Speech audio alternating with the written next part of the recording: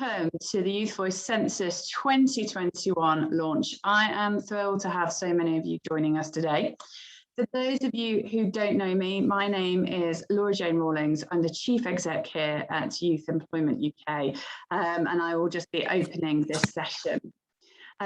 Joining us on this call today, we've got a number of Youth Employment UK colleagues. I'm certainly going to be swiftly handing over to Laura Mystery, our Director of Strategy, Comms and Impact, who's going to lead this session really and start to get into the details of the key findings for the census this year. We've also got on hand colleagues Ian Tinto, Kim Lupton, a team, Arden and Pete Thorpe, who can support with any technical questions. So please do use the chat function if you've got any problems with this session. So just a little bit of housekeeping that I'll start with. We are recording this session and the session will go live, will go up onto the site shortly after we finish today. As I say, mics off, but also cameras off. We're expecting 200 delegates in here, so it can have an impact on the quality of the recording.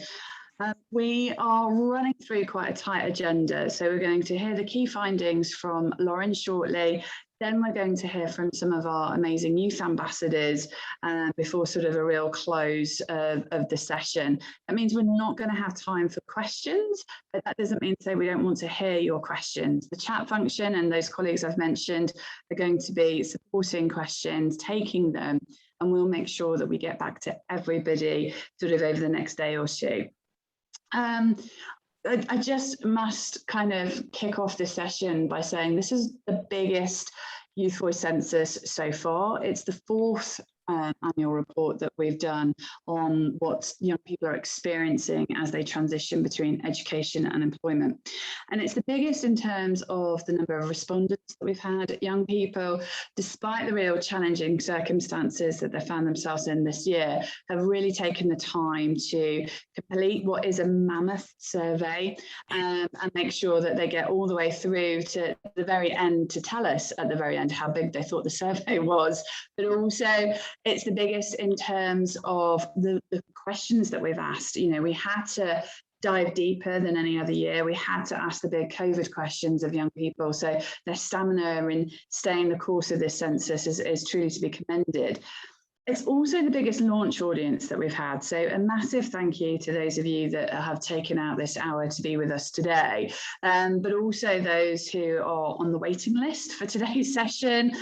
We've had a preview with civil servants across DFE, DWP, Cabinet Office, DCMS and other government departments, and with some of our partners already. So there is a huge appetite for the people we work with, people in our network, to want to hear this year's data. And that gives me some real comfort in that this report is becoming bigger in its impact than even it is within our work. So that's a huge credit to everybody that's involved. And I want to thank our sponsors, firstly for that, the Edge Foundation, Amazing Apprenticeships, and Pearson. I know colleagues are in the room here today. Genuinely, without your support, this really important work would not be possible. As a small but mighty not-for-profit, we don't always have kind of the means to be able to do this massive research on our own. So having supporters such as Edge, Amazing Apprenticeships and Pearson is really key to that success of this report. And I know actually those three organisations will be taking this insight and applying it to the work and the thinking that they are doing around young people going forward. So as I say, we're going to hear from Lauren, who has absolutely tirelessly led this piece of work from start to finish, bringing partners together in October, November last year to look at the questions we would prepare for the 2021 data. Lauren has been closely supported by our policy and research apprentice, Josh Adcock. This is his first full census, so he's had a baptism of fire this year. But together with colleagues from our marketing and partners in research teams, we have been able to produce what is, as you will see, and I'm holding a draft copy here, an epic piece of work. Wow. So if I could just remind you, it's Anna Morrison. Anna Morrison, can you mute yourself, please? Thank you. If I can just remind you to stay on mute, otherwise I'll get a little distracted. So I'm delighted to share that with you that after we hear from our ambassadors, we're going to post live a link for all of you to access the report. You'll all be able to download it as it launches in real time during the session today. And before I do hand over to Lauren and have that final call, I just want to say that there is a lot of data. You're going to hear so much from Lauren, but your opportunity today is to sit back and take it all in. The report covers everything and then some. All of the kind of resources and follow-up you need will be on the page we'll share with you later on in this session. So you can get to it and you can get absolutely into the detail. We're offering up, as we always do, the opportunity for you to explore with us how you might further deep dive into areas of the census and get more information and insight through the analysis that we have. But also, we invite you to talk to us about how you can work with us on the findings and what you want to do with them as an employer, as a policymaker, as a partner of and stakeholder in this youth employment space. I think it just leaves me really to say that what is key through this next hour is that we do what young people asked us to do. Those young people that completed the census this year had a final free text box at the end of the report, at the end of the survey, and we asked them what else they wanted us to know about all of their experiences. What they really wanted us to know is that they wanted this report to make a difference. They wanted the time they'd spent filling in the census, the time they'd spent sharing those really important experiences to count for something. They wanted people, you that are in this room today, to hear them, and they certainly wanted us to hear them. We will be really meaningfully using this data in our work this year. And my challenge to you today is to ask yourself, how can you really meaningfully help young people to fulfill their potential as they've asked us? How can you really hear them? So I'll leave you with that question and hand over to the ever brilliant Lauren Mystery. Thanks, Lauren. Thank you. There we go, brilliant. Thank you so much for joining to hear the results of the Youth Voice Census today. For some of you, this will be the 4th time you've sat through and listened to me talk about the results of the Youth Voice Census and how it's grown across the years that it's been in formation with us. And for some of you, it's the very first time you're here and can take action on what young people have told us. You are all as equally welcome as others, but for those who have been here at least once before, you'll know what a big session this is. The Youth Voice Census is ambitious and powerful and rich in the data that it seeks to capture from young people aged 14 to 24. And this year's Youth Voice Census has been like no other. It's the largest so far in terms of both the questions set and the response rates that we've had for young people. So over 3,400 young people shared their views on education, training, employment, seeking work, where they lived, and new this year a question set which especially captures young people's experience of COVID-19. Now, when we talk about there being a lot of questions, there really were. I think Josh and I sat through something like 215 separate and individual questions. Now, don't worry, we didn't ask all of those questions to all young people, but the way that the reports built up meant that we really went for it in terms of that question set, and we're just so grateful that young people give us the time and share with us too, not just in answering questions yes and no and likely and very unlikely, which we'll talk about today, but in really rich free text commentary that they give us each year too. Some of the quotes, some of the insight, and some of the information in the infamous report that you will see very soon is just wonderful to see and to capture, and really holds us all to account to make it, to make things better for young people. This year's survey was open from the 29th of March to the 1st of June. So when we think back to that time, for some young people, they'd gone back to school. For some, they might have just entered back into the office, or that they might have felt more ready to start applying for work again. So it's really important to think about the space and time that we were in when we captured this information and when we started speaking to young people about it. The report structure this year looks a little bit different to previous years.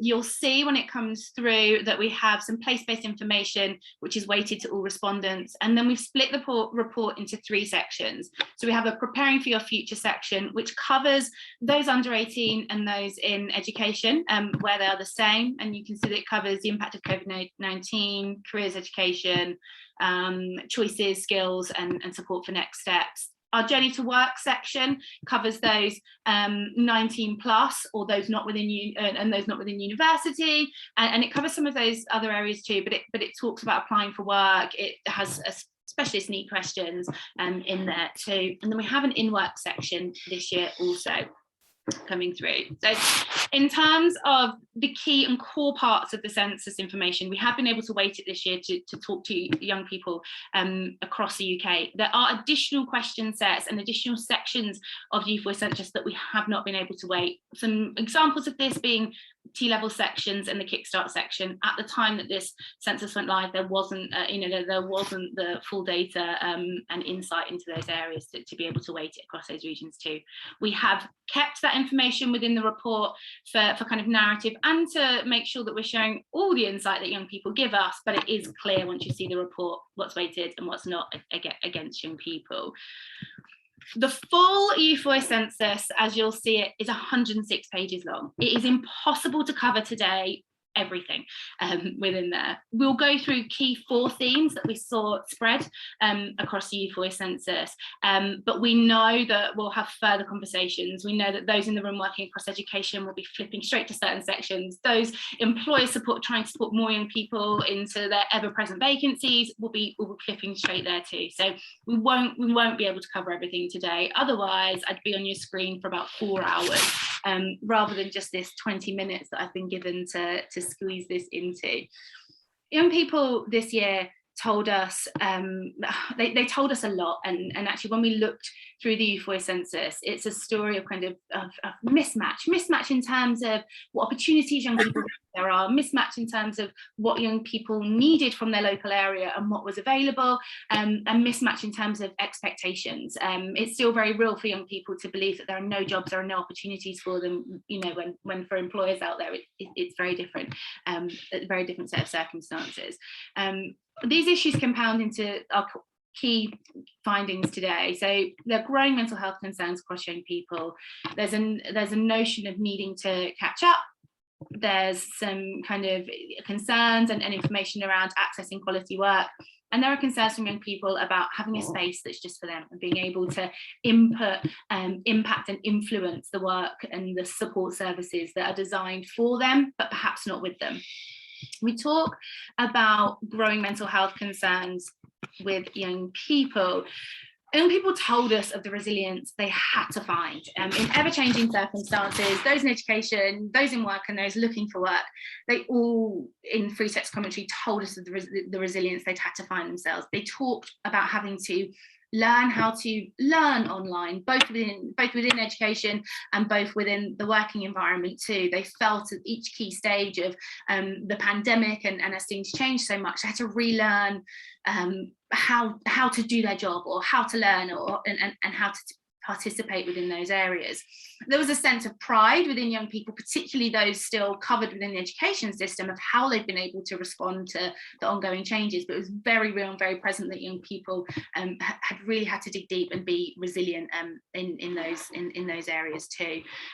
Anxiety, depression and mental health were the top 5 responses young people gave us when we asked what their barriers to work would be, or could potentially be. Now, we asked that question to those in education, asking them to think forward about any barriers that they felt they might have.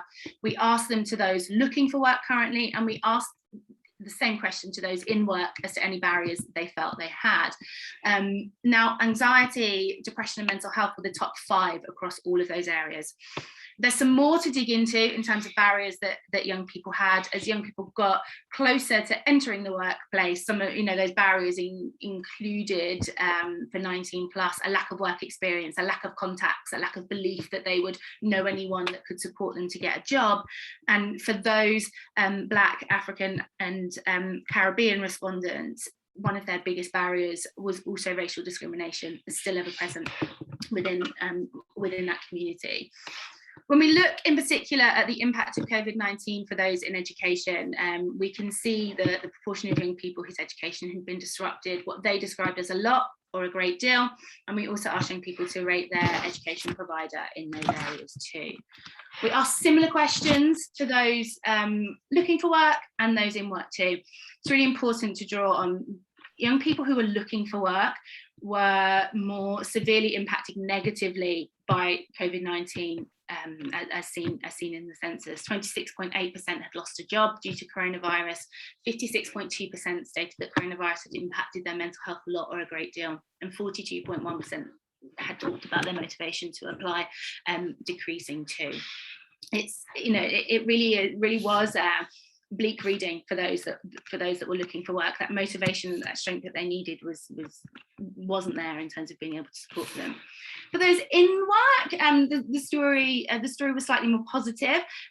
For those in work, whilst work had been disrupted, we certainly saw that where young people had a structure and a routine around them, they tended to fare slightly better than those in there too. So across our education sector, particularly for those in secondary school or in college, they were really, you know, they did really praise the work the education providers had done in terms of supporting them through the pandemic, and they were really aware that a lot was happening that was out of control of the, you know, the grown-ups around them, if you like, too. So that same sense of understanding that was also there for those that had an employer, and a good employer that could be there to support them too.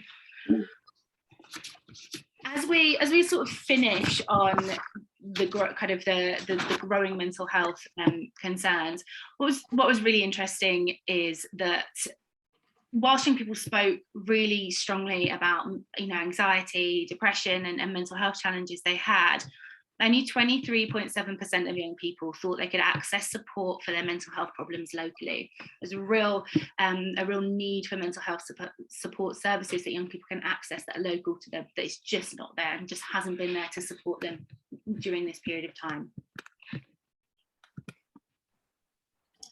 As we move to our section of catching up, I do really want to make the point here that we're not talking about catching up on classes. We're not talking about pressure of having to kind of relearn information and insight. What we're talking about catching up on are the opportunities that have been missed. Young people told us how the changes had impacted their friendships, family, their working environment.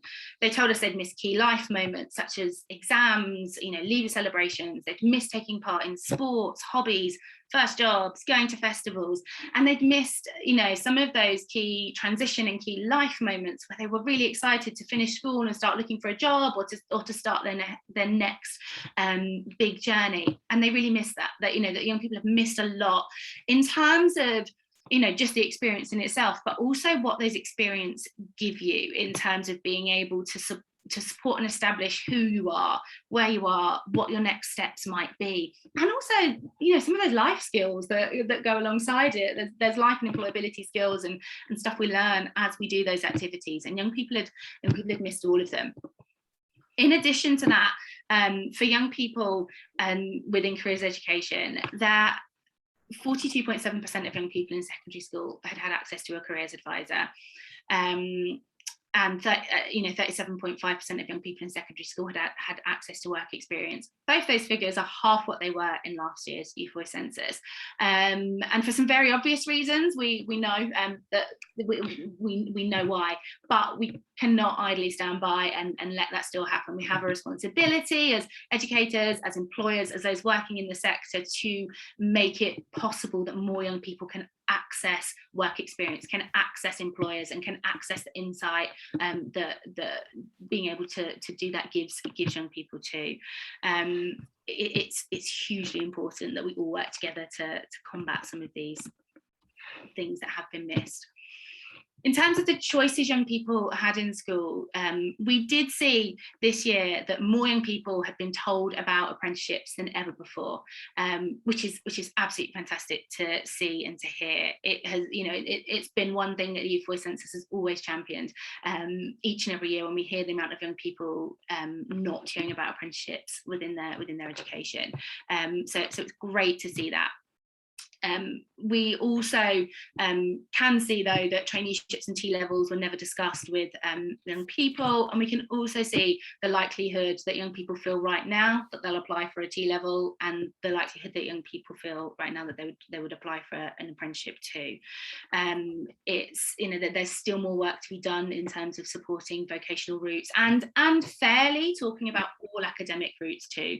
Young women are still more likely to hear about academic choices more often, so they're more likely to hear about university 5 times or more, joining sixth forms 5 times or more, or A levels 5 times or more, over and above not just other genders, but also over and above other routes as well too. It's there are still disparities in the information young people are getting, but all young people need to hear more about a fair range and impartially about the choices and options that are available for them.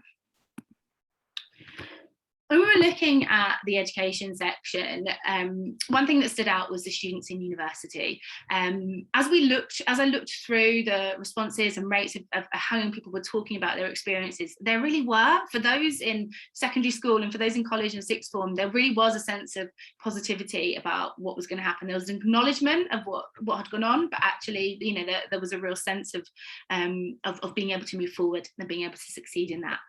Students in university felt the most hard done by. Half had accessed any career support at all.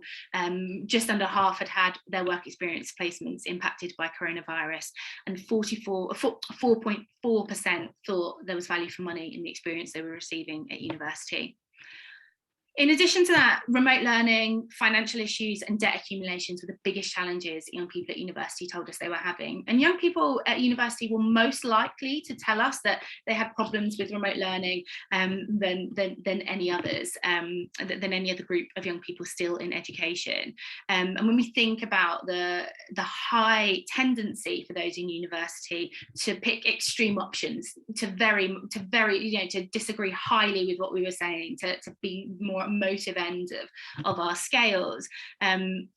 On top of that, only 20% had any access to mental health support. And when we heard from young people about value for money, debt changes and financial issues, just over 9%, 9.1% of young people had any financial planning support in those areas too. So there was real concern for those in university throughout the census, more so than others. When I was talking earlier about being able to catch up across all areas, every year in the Youth Voice Census, we're asking people about volunteering, social action and extracurricular activities too. 65% of young people thought it was important or very important to take part. There were some disparities in what young people had taken part in and what they felt they had access to in terms of social action and extracurricular activities. Young women were less likely to take part in sports clubs and opportunities around that. They were more likely to take part in music activities, but we also find that those who were eligible for free school meals were at least 10% less likely to take part in arts and music club, 11% less likely to take part in a sports club, and 20% less likely to have taken part in the Duke of Edinburgh's award. Some of the disparities in terms of what young people can access were really important. Those eligible for free school meals were more likely to take part in a youth club. So when we think about where young people are and what they've missed out on, but also fair access to young people, there's huge amounts of data within the report to look at what we can all do to make sure opportunities outside of formal education are there to support young people in the places where they need it most. The third key finding, all about accessing quality work. We asked young people at every stage information about how they would access work, where they would access work, and the support they needed around them too. The data and the insight within the report itself is so rich and interesting by age, gender, additional needs, and free school meals eligibility too. Young people rely on those around them to help them find work, particularly those under 18. They're most likely to rely on a person to understand their skills, to understand the world of work. So parents, guardians, carers, teachers and careers advisor were the most common sources of support for both developing employability skills, for finding work, and for exploring what the world of work looked like for young people. They were also the most likely to be rated as useful in those areas too.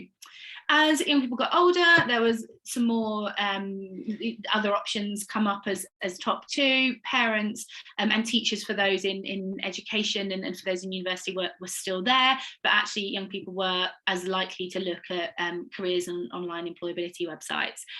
There was a sense of confusion for all young people around online services and what they felt was a saturated and confusing marketplace. They were unsure who could be trusted, and most notably, young people They knew information was out there, but without any support in terms of how to access it, what it meant, and who could help them make sense of the skills in their jobs, and huge wide-ranging sources of information, it just didn't make sense for them. They couldn't always see how they could use it, how they could implement it, and how they could still strive to achieve that job or that career they were talking about too.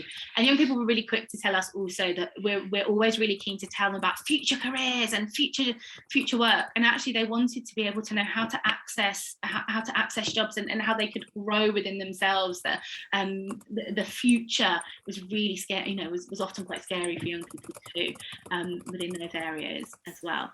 When we were thinking about preparing for work, young people were least confident in being able to prepare for and attend an assessment centre. And people are terrified of assessment centres, particularly those that haven't been to university. If we're looking at things like assessment centres for apprenticeship schemes, and people just weren't sure what they were. And when we think about the level of anxiety around young people, and again the kind of lack of experience that they've had, it was really scary for them to think they put in a group situation and a group area. So it's important to think about that for any employers in the room, but also those that support young people. If assessment centres are going to happen, let's make sure young people are as fully prepared for them as possible. Let's build their confidence in those areas too. Young people are most confident in being able to prepare for and attend an interview, but still less than half of young people felt that way within those areas. Those eligible for free school meals were at least 6% likely to agree with all options, as were young people with additional needs too. Lauren, sorry, I'm just going to jump in. Can we just make sure everyone is on mute? There's a few of you that are not, or your mute is coming on and off at random. Can you just watch that, please? Sorry, Lauren. No problem at all. It gives me a chance to have a little drink, which is much needed after talking through those areas too. 30.7% of young people were not confident they had good personal contacts, and 24.5% were not confident they had relevant work experience to be able to access work as well. In terms of then finding work, 9.9% of young people were confident that they'd be able to find quality work where they lived. Confidence in being able to find quality work also declined with age. 50% of those 16, 18 and 19 years old were confident, were not confident they'd be able to enter work. This rises to 63% as young people get 21 plus. So those of working age, as young people enter the ages most typically likely to work, confidence declines in being able to find it, which is scary. 25.9% think employers are supportive of hiring young people. Young women and Black, African, Black, British and Caribbean young people were least likely to be confident that employers would want to hire them. And actually what's really notable is that across education sectors, our Black respondents were really confident, and sometimes more confident than any other race or ethnicity, in their skills and their abilities. But actually as soon as employment and work entered the equation, their confidence in being able to access work, access quality work, and employers being able to support them dropped dramatically.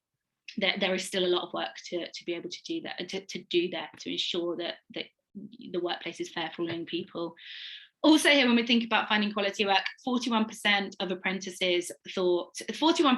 apprentices thought the availability of apprenticeships near them were good or excellent in their area.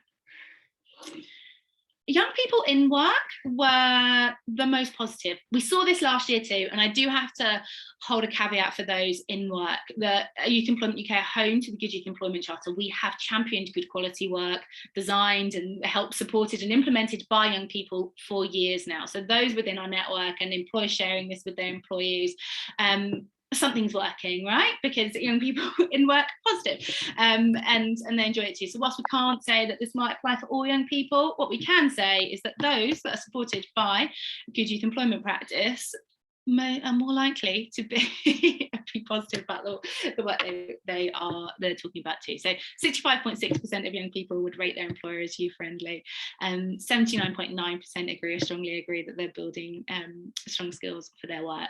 And people thrive, they feel valued in those environments too. We still have some commentary around promotion and pay to emotive issues, but actually overall on the whole, people positive. They still gave us within the report extra areas of work, extra ways employers could be friendly and support them more. And one of those ways in particular, there was a real conversation to be had about careers education once you're in work, being really able to understand the skills you're learning, growing, and where that can lead you to. Hugely relevant for young people within those environments. Apprentices too, we asked apprentices a full set of questions. We are next week holding a quality of apprenticeships conference, and we will be inputting more data and more insight and more nuance behind some of this data I'm about to talk to you today. But overall, apprentices are happy in the environment that they're in. They found the recruitment process good, they felt they've made the right decision.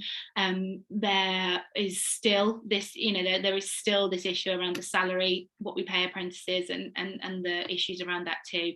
Young people are least happy with the salary they get, but actually within the work they do and how valuable they feel and the contribution that they're making to their employer was really strong. There are some points to work on.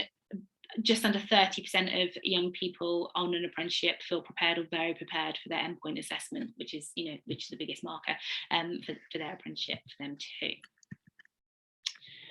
We'll move on to our final point where we talk about no space for young people. 81.9% of young people did not think there were enough opportunities to share their views on important issues in their area. And LJ stole my thunder earlier because, actually I read every free text commentary that goes into the Youth Voice Census, the good, the bad, the naughty, that goes within there too. And it was really, at the end of the census, we asked all young people if there's anything they wanted to add, anything they wanted to tell us, a question we hadn't asked or something they felt was important.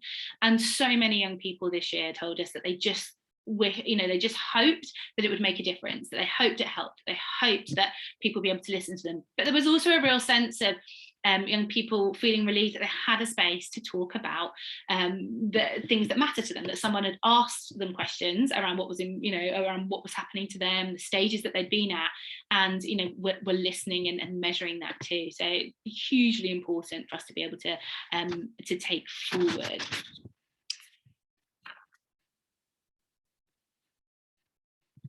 We asked young people at every stage the services and the services they use to develop employability skills and to find work. And this year, more than ever, there was a real notable amount of young people that ticked the not applicable button to services that absolutely were applicable to them too.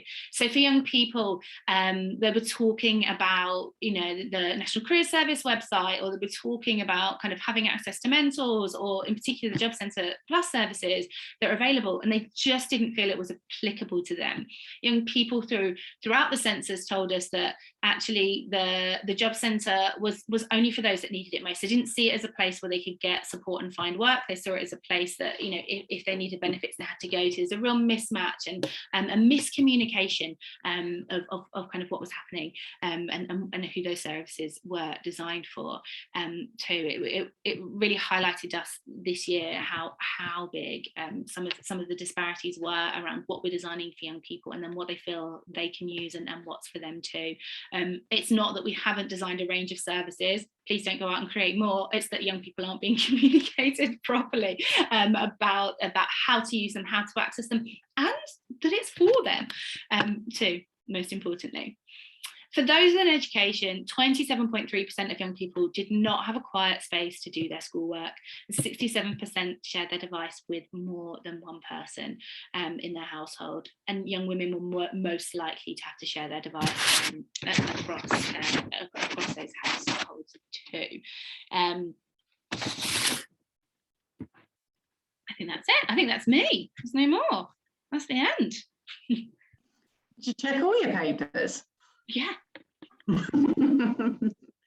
Excellent. Gosh, there is a big lot of data in there. As I say, the census report is available post this session, and you can deep dive into all of it. Some of the questions that are picked up are covered in the census and the data analysis.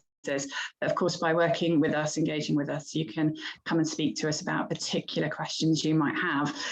But for now, you know, for me, it's always a really exciting and important bit of any presentation that we talk about when we're talking about young people. They should be in the room with us. And I'm delighted to say that actually we have got some amazing young people in the room with us. We should have Jack, Seda, Amran and Sophie now joining. Guys, you can unmute yourselves, put your cameras on. Let's take down, I wonder if we take down the presentation, Lauren, and we should just see the faces then of our ambassadors. I'm hoping this will work. Okay, we're really nearly there. Excellent. So we have got 4 of our youth ambassadors joining us today. These 4 young people are actually on our ambassador board. You know, we genuinely are an organisation that puts young people at the heart of everything we do. So these are the four of the 7 ambassador board members that I'm accountable to in all of the work that I do. We're super excited actually because we're meeting for the first time at the end of this month. We're having a big get together, and for some of these ambassadors it'll be the first time they get a hug off LJ, so they're excited about that, right Jack? Yes, Jack, remember, we agreed this, we were going to say all the good things. So let's just, what I want to do with you guys, if that's okay, just for the audience, these guys are all in different stages and ages of their sort of education to work journey. So some of them are in school, some of them are in university, and some of them have been looking for work. So it's a really broad spectrum of what they've experienced this last 2 years. So guys, we're going to talk about some of the kind of key findings, the key areas in the census. And I want to start on that key finding around the growing mental health concern. You know, it's a real concern for us that actually at every stage of a young person's life now that they're telling us that mental health, anxiety, depression is a barrier for them, is a challenge for them. I wondered if you might just reflect on what you're seeing amongst your peer group, perhaps how COVID has affected you individually. You don't have to talk about that as an individual, but generally how your peer group has coped. I wonder who wants to go first. Jack, do you want to just share what you reflect back when you hear that young people are really worried about their mental health? Personally, for me, that I think that mental health's been fine with COVID, but I know a lot of people in my that I know they've either lost their jobs, had a job that they wanted, not been able to get a job that they want, the job's not being available anymore because they're not recruiting anymore, or maybe that graduate scheme's having less people go on it, or they're not doing it anymore because they don't see the point of it because they can't pay all their staff anymore. So it's just they're not putting young people at the front, they're pushing them to the back because they haven't got the finances. And COVID's just pushed that to the back. So they're more looking after their own staff and not thinking, how do we get these young people into these roles? How do we improve people's mental health? Because it's not for most employers at the moment, it's not their priority. Their priority is just making sure that their business is working, they're making money, and that's what they want. So I think it's affected lots of people, more than people realise. Yeah, and I know that in work, looking for work journey has been a concern for you, Jack. Amran, what about you? You've been at university during some of this lockdown. How is your sense of the world from a university perspective? And of course, that young people have told us this year that they're worried that they didn't, you know, benefit from university and the costs. I think university-wide, definitely, there's been like a toll on like everyone around me and their mental health, because we're not getting the same face-to-face support from teachers, and I feel like there's a huge difference between face-to-face support and online support. So that's been a big change, and also like in terms of part-time work as well, because of COVID, I lost my job. So, and a lot of people around me as well, like a lot of people at uni. So I feel like that's kind of contributed to like the rise in like mental health issues, because when you're around this age and you're making money and a living, it makes you independent, and it gives a lot of young people freedom, especially like because I come from a single person, like a single parent household. So that is my access to my wants and not my needs. So when I have like, I can't really access my wants, it took a toll. It kind of took a toll on that. But yeah, absolutely. And Sophie, what about you? You're sort of transitioning at this time as well, aren't you? So how's it been for you? Yeah, so I've just finished my master's, and yeah, I guess doing university whilst the pandemic on is maybe not the best for your mental health. I think it's quite interesting as well. Amongst my peers, I've seen obviously, decline in mental health, but also presence of mental health issues in people that previously hadn't experienced mental health issues. And I think it's important that we realise that employment and mental health are so interconnected, that good quality employment is important for mental health. Bad quality employment can be almost as negative on your mental health as unemployment, and also that you need that mental health support to be able to sort of gain employment and also stay in employment. It's really important. Absolutely. And we know the challenge, of course, we talked about it a lot this year, the place that young people have to work remotely is really different. Not all having. Kate, could I get you to mute yourself, please? Not all of you having luxury places to work from in your homes, lovely spare offices and so on too. Seda, hang on 2 seconds, Seda. Kate Carr, if you can hear us, thank you so much. Seda, you've been doing GCSEs and then moving on to, what next after GCSEs during COVID. We've talked a lot about that, not least because I've got a son that's the same age and going through the same experience as you. What do you think when you kind of hear those sort of reports about young people are really worried about the things they've missed? Do you feel like you've missed a lot? Because I was in year 11 when the first lockdown happened, I felt as if I missed out on, I guess, a large chunk of my education, especially my GCSEs. And I think not sitting my exams also affected my A-level, my A-levels and beginning year 12, as well as right now, I can't really find work experience, and it's crucial when applying to university, and a lot of people my age also feel the same way. So I think COVID has negatively affected that, but compared to students in university, I think that young people in sixth form are better off. So I have to be grateful for that. Yeah, grateful that you're not the worst off cohort. I mean, there's a statement that we should probably put up somewhere. And that's frightening, but really great insight, Seda. Thank you. What about the quality of work? Sophie, you touched on it, that actually young people want good jobs. They don't just want any jobs. A good job or a bad job affects your mental health.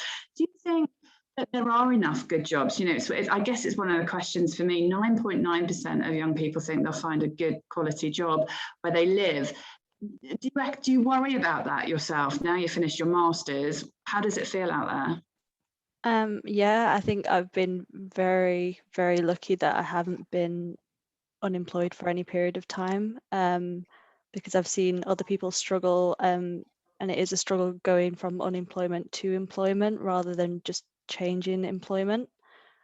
And I think good quality work is about it is out there, but is very difficult to access and it's really competitive. And yeah, I don't know what else to say on that. Yeah, no, that's fine. It's right. I think that's a fair reflection. Jack, you're just in a new job, aren't you? So you're working now. Is it, have you found that challenge of finding good quality? How important has that been for you, getting the right employer? I think that finding good employment is hard, but actually getting a job is not that hard. There are so many jobs out there at the moment that you can do, but the problem is young people don't want to work for the £9 an hour, £9.50 an hour. They don't want to sit in the shop for the whole day. They want to do what they enjoy. So they'd rather be unemployed than actually get a job that they and wait for a job that they enjoy, than actually just getting on the ladder, getting any job, getting that experience, and then going from there. So I think for me, my employer's been great. I just got on the ladder, got a job, and then you can just go from there. Yeah, sometimes there is that perception of waiting for the right job to come, and that's a dice roll for some young people. My employer's been great. I just got on the ladder, wait for the right. Yeah. Anna, what about you? You're not quite finished now. Are you still looking for part-time work? Is that something that you feel you can find a good quality part-time job where you live? I'm currently so what I'm is the kind of temporary job. So it's like it's a job only that came just because of COVID. So that is very like, it's not secure. Like it could end end any moment. And I feel like most of the jobs as well I've been in anyway, it's more like casual work, 0-hour contract. Like those are the jobs that I, as a student, when I was in uni, have been able to land. Those kind of jobs, they have its benefits, but it's like, can I rely on that? One week I'm not gonna have pay, some week I won't have pay. But at the same time, it was helpful for, you know, uni and everything. Yeah. Yeah, and you have different needs, don't you, at those different stages too. So Exactly. it's about finding the thing that fits the need. Seda, what one thing do you think that people need to take away from the census this year? Is there something that's really stuck out to you from the findings that you wish people did more about, that people responded to, policymakers, employers, schools, colleges? The findings on young people's mental health stood out to me because I think it's very important to not only tackle the issue and listen to young people, as when the problem is kind of, I guess, ignored at an early stage, it follows young people throughout their entire lives, adulthood, and it essentially just creates more problems down the line when it comes to employment and young people, I guess, not having the confidence to participate in higher education. Yeah, absolutely. Great stuff, guys. This time flies, and I'm conscious that our colleagues on this call have a 2 o'clock to get to. So I'm going to thank you for now. We're probably going to keep talking about this at Youth Employment UK for a long time, and with the other ambassadors within our networks. Thank you all for taking time out today to join the session and be part of this. Lauren, if you could put us back onto the screen share, and then that'll just kind of allow me to do the important thing. Now, we're hoping this is going to work beautifully. Maybe Amran, Seda, Jack and Sophie, you can tell us if it does or not. But we've all used these QR codes now over the last 15 months, getting into restaurants, logging into pubs. Well, that's where I've used a QR code. Anyway, it would be great if we can find out if this QR code works in real time on your screen. But it works. Kate Shoesmith, I love it. Interactive conferencing's just been done right here. So the QR code on your screen will take you straight to the Youth Voice Census. But before you really, take action and go read it, go and digest it, and do all the good things, there's a couple of points I really want to go through with those on the session today. For the last 15 months, Youth Employment UK have been really working hard to address with government and with partners the Youth Employment Challenge. 15 months ago, we anticipated a mass youth unemployment crisis. And maybe because of some of the work that we've all done in that community, maybe because of swift action of the job retention scheme, the investment into Kickstart, we haven't seen such a youth employment crisis that we anticipated. But what we have got is thousands of young people who are telling us that they still don't feel confident in that transition. Thousands of young people telling us that they have significant concerns about where they live and the opportunities around them, and that disconnect. Even though we know employers are hiring, young people don't feel that they'll find a good quality job where they live.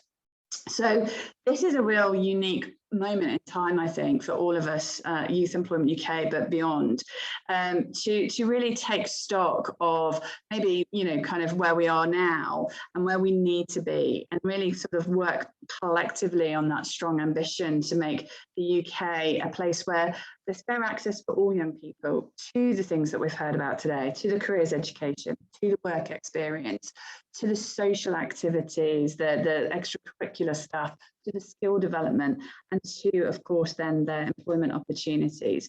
We have to help the system to do better and connect more young people to the opportunities that are around them. And we certainly have to learn and listen from what we're hearing from those young people.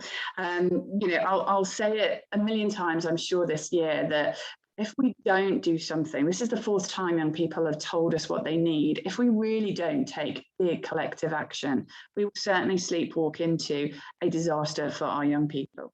What we know right now is there are 2 cohorts of young people that have left education during COVID that won't have had that wraparound support. And that support is hard to find when you're out of the systems. So we have to work hard to reach those young people, but we also have to work hard to reach those young people who are even further away from us, you know, those in communities with, you know, kind of real challenges and lack of opportunity, those who are disabled young people, those from our Black and Asian and ethnically diverse communities who feel that their race and ethnicity is a barrier for them to employment. We have to make sure that we're supporting all young people and opening up as many opportunities as we can. If you take me on to the next slide, whilst hopefully you've all downloaded the media pack, we're going to be talking about apprenticeships in more detail at the Joint Amazing Apprenticeship and Youth Employment UK conference next week. We're going to be doing a deep dive, but there are also 3 other events for you to attend where we're really looking at how to take the data from the census and make sure that we're supporting those disadvantaged young people to get into apprenticeships, because we're hearing apprenticeships are absolutely key to that employment challenge for young people. So we're going to be looking at how we utilise apprenticeships for those young people from disadvantaged backgrounds. We're going to be talking about pathways to apprenticeships. How do we move from Kickstart to an apprenticeship? We're going to hear from Ian Kaplan, the director at DWP, who works on youth employment policy, as he talks to us about that pathway and government's view on that building block. And importantly and critically, as we talk about place, making sure that SMEs around us in our rural towns and communities can offer good quality apprenticeships. It's incredible that we see so many breaking news. GW has gone. Anna, I'm going to have to come back to that. But it's important that we see that small businesses in our rural communities can offer good quality opportunities to young people, because that's where they live, and we have to get out there. It's great that we see the big guys doing it in the big cities and the big places, but we absolutely need to get those SMEs engaged with this agenda too. Next slide, please, Lauren. So take action is the final call from all of us, from our young people. It's the final call from them. Please come and talk to us about the data. Please take the report, take the media pack and take action. Share what you've heard and make sure that the message of young people gets far and wide. That's what this piece of work is all about. And we're very grateful to all of you that joined us today, to our youth-friendly employers that are creating good quality work already, and to those partners who have supported the census. I'm reading Anna Morrison's, that's so distracting, I'm reading Anna Morrison's chat. The breaking news is that Gavin Williamson, the Education Secretary, has been sacked from the Department for Education.